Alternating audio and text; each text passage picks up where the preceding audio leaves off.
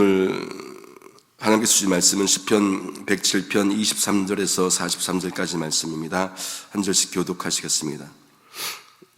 선척을 바다에 띄우며서 영업하는 자는 여호와의 행사와 그 기사를 바다에서 보나니 여호와께서 명하신즉 광풍이 일어나서 바다 물결을 일으키는도다.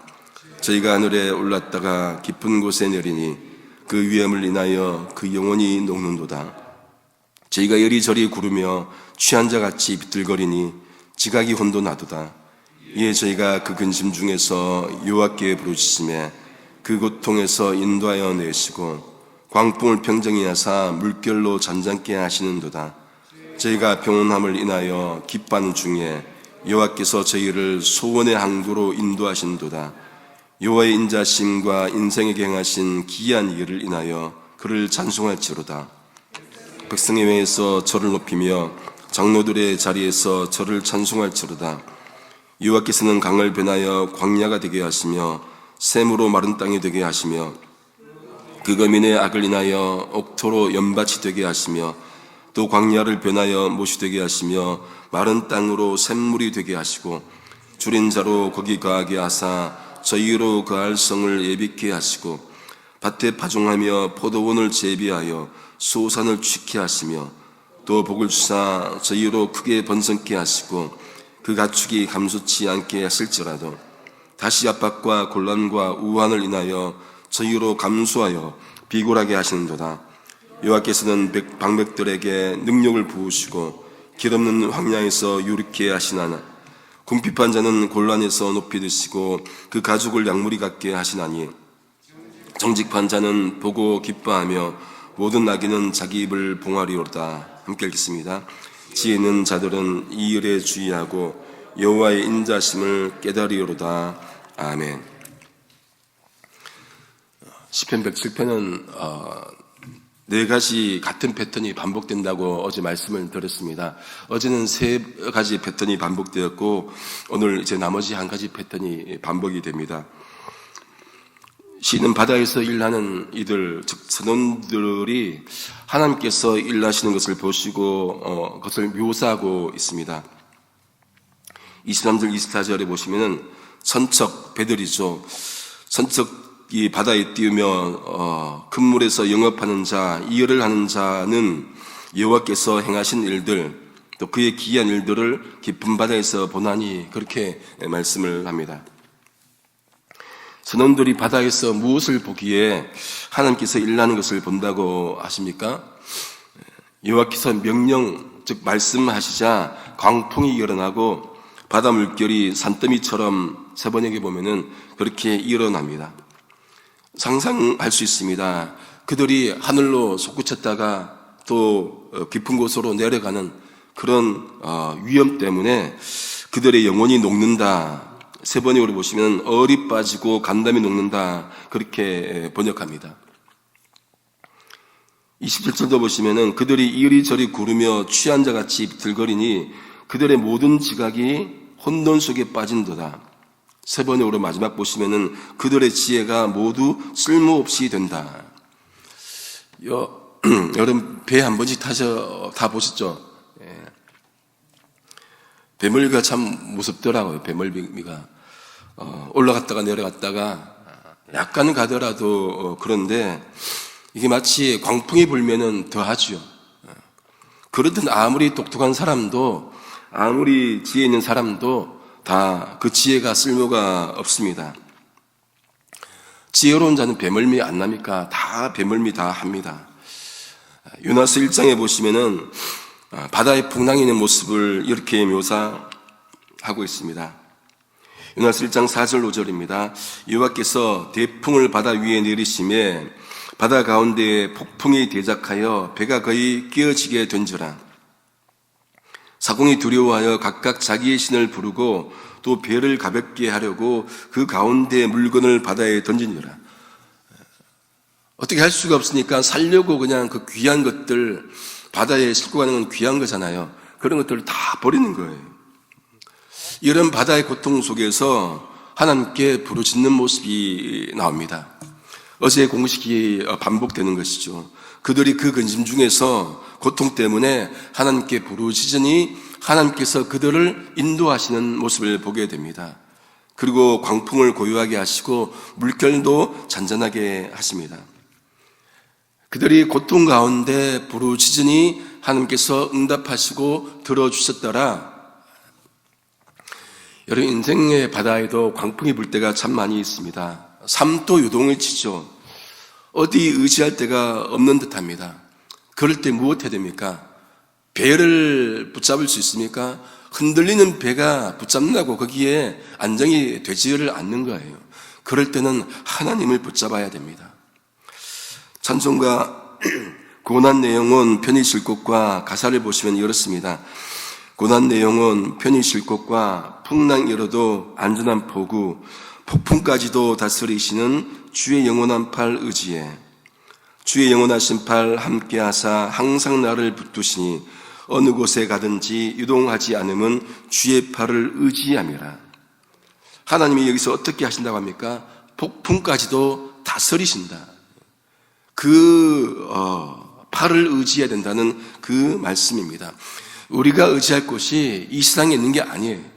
우리가 폭풍조차도 잠잠하게 못하는데 어디에 의지하겠습니까? 그 폭풍조차도 잠잠케 하시는 하나님의 팔을 의지해야 되는 것이죠.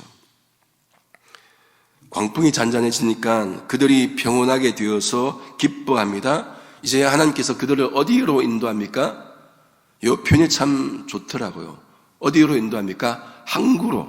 근데 어떤 항구예요? 소원의 항구, 소원의 항구, 평안의 항구, 소원의 항구. 그들이 바라는 항구로 인도를 하십니다.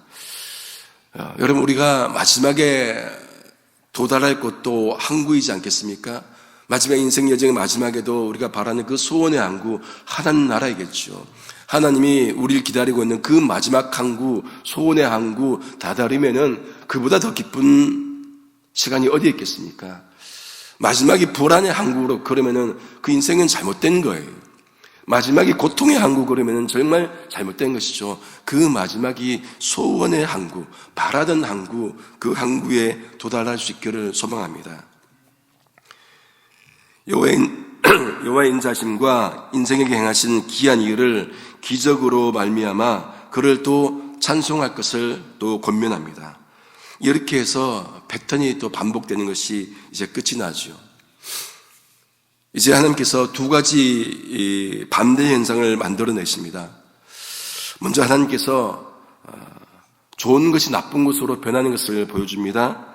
강이 변하여 광야가 되게 하시고 샘이 변하여 마른 땅이 되게 하시고, 우리가 LA 사니까 이것은 익숙해요. 그죠? 비가 안 오니까 이 땅도 마를 때가 있고 광야가 될 때가 참 많이 있습니다. 그런데 그렇게 하신 이유가 무엇이라고 합니까?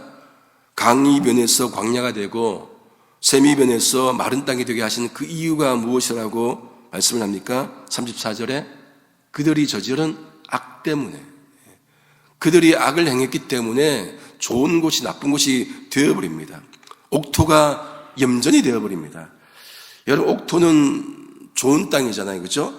근데 염전에는 농사를 못 지어요. 악 때문에 그렇게 된 거예요. 이 땅이 정말로 창세 때는 좋은 땅이었는데 에덴 동산이었잖아요. 그런데 아담의 죄로 말미암아 쫓겨나게 되어서 온갖 악들이 자행되고 있지 않습니까? 이 현상이 하나 있고, 다른 현상은 뭡니까? 나쁜 것이 이제 좋은 것으로 바뀌는 현상입니다. 35절에 보시면은 주님께서는 광야를 변하게 하셔서 못이 되게 하시고 마른 땅을 변하게 하셔서 샘물이 되게 하신다. 앞에 거의 반대죠. 사막에 샘이 넘쳐 흐르리라, 그 찬양이 생각이 납니다. 사막에 샘이 넘쳐 흐르리라, 사막에 꽃이 피어 향연하리라. 주님이 다스릴 그 나라가 되면은 사막이 꽃동산들이, 거기에는 사자도 어린 양도 어린이도 함께 뒹구는 그 모습, 하나님이 다스리는 모습은 그 나라는 나쁜 것이 좋은 것으로 바뀌는 세상이겠지요. 그래서 36절에 보시면은 하나님께서 줄인 자들로 거기 살게 하시고 거주할 성읍을 준비하게 하시고 37절에 밭에 파종하고 포도원을 재배하고 풍성한 소출을 거두게 하시고 38절에 복을 주시고 번성케 하시고 가축이 감소되지 않게 하신다 말씀을 합니다. 공식은 순종하지 않으면 시험을 받게 되어 있고 그러면 어떻게 됩니까? 그들이 올바르게 살지 못하는 거예요. 그런데도 불구하고 하나님은 끝까지 그들을 진멸하지 않으십니다. 죄를 지었음에도 불구하고 벌을 주시지만은 끝까지 진멸하지는 않으세요. 왜 그렇습니까? 그들과 맺은 언약 때문에 그런 거예요. 자기 백성이기 때문에 그렇습니다. 하나님이 이스라엘 백성과 언약을 맺으신 거예요. 이스라엘 백성이 하나님께 나아가서 언약 맺은 게 아니고 하나님이 이스라엘 백성과 언약을 맺은 겁니다. 물론 쌍방간이에요. 그렇죠? 그런데 시작점은 하나님이십니다. 그러니 그들이 나쁜 일을 하더라도 불쌍히 계시고 어느 정도까지 벌하시고 하시지 끝까지 하지 않으세요. 부모 자식 간에 여러분 자식이 잘못하면 혼을 내죠. 그런데 끝까지 혼내는 부모가 어디 있겠습니까? 망하게 하는 부모가 어디 있겠습니까? 정신 차리라고 혼을 내지만은 망하게 하지는 않아요. 왜? 내가 낳은 자식이기 때문에, 내 백성이기 때문에, 내 자식이기 때문에 그럼에도 불구하고 지키시는 그 하나님의 은혜, 그 은혜로 우리가 오늘 또 살아가는 것이겠죠. 모두가 죄인 아니겠습니까? 버젓하게 산다 하더라도 모두가 죄인인데 오늘 하루도 사는 것은 은혜로 주시는 그 은혜 때문에 사는 거죠. 원래는 목소리가 꾀꼬리 목소리인데 제가 이렇게 은혜로 삽니다. 은혜로 설교합니다. 예. 이렇게 은혜롭게 끝나면 좋은데 또 반전이 일어나요. 39절에 뭐랍니까? 그들을 또 낮추십니다. 다시 압박과 곤란과 우한을 인하여 저희로 감수하여 비굴하게 하시도다. 그들을 또 낮추시고 비굴하게 하시도다. 그들의 수를 줄이고 낮추시는도다. 개역개정으로 보면요. 좋은 것을 나쁘게도 바꾸시고 나쁜 것을 좋게도 바꾸시고 또 좋은 것을 나쁘게도 바꾸십니다. 여기 여러분 39절에 어떤 단어를 주목해야 되겠습니까? 39절 보십시오. 어떤 단어를 주목해야 되겠습니까? 다시. 무엇을 알 수 있습니까? 하나님은 무엇이든지 언제든지 다시 상황을 바꿀 수 있다는 거예요. 좋은 것이 했다가 나쁘게도 하실 수 있고 나쁘게 했다가 좋게도 할 수 있고 그게 영원한 게 아니고 또 다시 슬퍼하는 자를 기쁘게도 하시고 기뻐하는 자를 또 한순간에 슬퍼하게 하시다. 가난한 자를 부유케 하시고 부유한 자를 또 가난하게 하시고 다시 상황을 뒤집는 하나님. 그건 우리의 삶 때문에 그렇겠지요. 백성들의 태도 때문에 하나님이 바꾸어 버리십니다. 41절에 보시면은 인생의 다시를 변환시킬 수 있는 그 하나님은 역사를 바르게 잡아가고자 하십니다. 두 종류의 사람이 나옵니다. 40절 방백들에게는 어떻게 합니까? 능력을 쏟아부으시고 결 없는 황야에서 유리하게 하십니다. 또 41절 궁핍한 자는 고통으로부터 건져주시고 가족을 양떼같이 지켜주신다 말씀합니다. 너무 대조적이지 않습니까? 여러분 그런데 높은 사람이라고 반드시 나쁜 사람입니까? 가난한 사람이라고 반드시 좋은 사람입니까? 아니에요. 그런데 이 구절에서 그럼 뭘 뵐 수 있습니까? 하나님은 고관들이여라도 낮출 수 있고 한없이 약한 사람들이여라도 높일 수 있다는 것을 보게 되는 거죠. 신분 상관없고 학벌 상관없고 그 어떤 것도 상관없고 아무리 높은 지위를 가졌더라도 하나님께서 원하는 삶을 살지 않으면 버리시는 거고 아무리 낮은 삶을 살더라도 하나님 마음에 합당하게 살아가면 그를 높이시는 거예요. 이걸 뭐로 알 수 있습니까? 이렇게 하신 하나님의 주권이죠. 주권. 전적인 주권입니다. 우리의 주권이 아니고 하나님의 주권. 그 주권을 믿어야 이 땅에서 하는 말씀대로 살아갈 수 있는 것이죠. 그렇지 않으면 하나님 주권 아니고 세상 주권 따라가게 되어 있습니다. 이런 모습의 두 종류의 반응이 있습니다. 42절에 보시면은 정직한 자는 어떻게 합니까? 그것을 보고 기뻐하고 반대로 사악한 자는 자기의 입을 봉하리라. 말문이 막힌다는 말문이에요. 이렇게 상황을 만들어 가시는 그 하나님 보고 정직한 자는 정말로 하나님 잘하십니다. 기뻐하고 춤추는데, 그런데 뭐예요? 사악한 자는 할 말이 없네. 자기들 뜻대로 안 되니까 할 말이 없는 거예요. 시인은 107편을 이렇게 끝을 맺습니다. 지혜 있는 자는 사람이 누구냐? 세 번에 물어보시면은 지혜 있는 사람이 누구냐? 이 일들을 명심하고 주님의 인자하심을 깨달아라. 하나님께서 역사를 만들어 가시는 방식을 보고 하나님의 인자심, 하나님의 사랑을 깨달아라, 그렇게 말씀을 합니다. 여러분, 인자심, 그러니까 어디가 생각이 납니까? 107편 첫 절이 생각나시죠?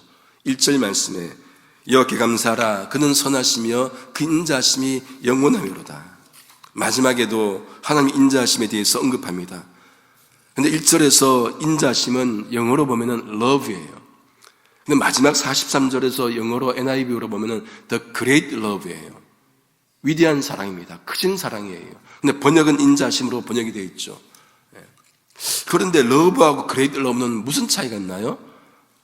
하나님 안에서는 차이가 없어요. love나 great love나. 그런데 시인이 보니까 역사 속에서 어제 오늘 본문 보면서 수많은 곡절 속에서 하나님이 이렇게도 하시고 저렇게 하시고 그럼에도 불구하고 끝까지 지키시고 끝까지 사랑하시는 모습을 보면서 하나님의 사랑이 러브에서 시작했다가 그레이트 러브로 끝나네, 이거를 시인은 보게 됐다는 생각이 들더라고요. 그렇구나. 우리가 살아가는 삶이 러브지만은 러브를 받았는데 한순간 살아가면서 돌아보니까 뭡니까? 더 그레이트 러브구나. 이거를 깨닫게 되는 것 아니겠습니까? 그러니 모든 것이 은혜이지요. 말씀을 정리합니다. 우리가 어떻게 살아야 하는지 성경은 분명하게 말씀해 주고 있습니다. 말씀대로 살고 하나님 없는 것처럼 살지 말고, 그렇죠? 말씀 주신 것처럼 살아야 합니다. 더욱이 예수님께서 우리를 위하여 죽으셨으니 그 예수님 위해서 살아야 하지요. 고린도후서 5장 14절 15절 세 번역입니다. 그리스도의 사랑이 우리를 휘잡습니다. 우리가 확신하기로는 한 사람이 모든 사람을 위하여 죽으셨으니 모든 사람이 죽은 셈입니다. 그런데 그리스도께서 모든 사람을 위하여 죽으신 것은 이제부터는 살아있는 사람들이 자기 자신들을 위하여 살아가도록 하려는 것이 아니라 자기들을 위하여 죽으셨다가 살아나신 그분을 위하여 살아가도록 하려는 것입니다. 오늘 또 우리에게 은혜 주시고 오늘 또 생명 주시고 살게 하시는 그 이유는 뭡니까? 우리 위해 사는 것이 아니라 하나님 영광 위해서, 그렇죠? 그분 위해서, 예수님 위해서 살도록 하신 것이기에 주님 뜻대로 살 수 있기를 성부, 성자, 성령이신 삼위일체 하나님의 이름으로 소망합니다. 기도하시겠습니다. 하나님 감사합니다. 인생의 광풍 속에서도 여전히 우리와 함께 하시는 하나님, 그 속에서 하나님을 바라보는 저희가 되도록 인도해 주옵소서. 세상 악한 것에 넘어가지 않게 하시고 하나님께서 반드시 역사를 하나님의 섭리 가운데 바르게 잡아가실 것을 믿고 살아가도록 인도해 주옵소서. 그래서 하나님께 이루실 그 놀라운 일들을 기억하며 기뻐하며 하나님의 그 크신 사랑과 인자하심을 체험하고 고백하는 저희가 되도록 역사하여 주옵소서. 감사합니다. 예수님의 이름으로 기도드립니다. 아멘. 하늘에 계신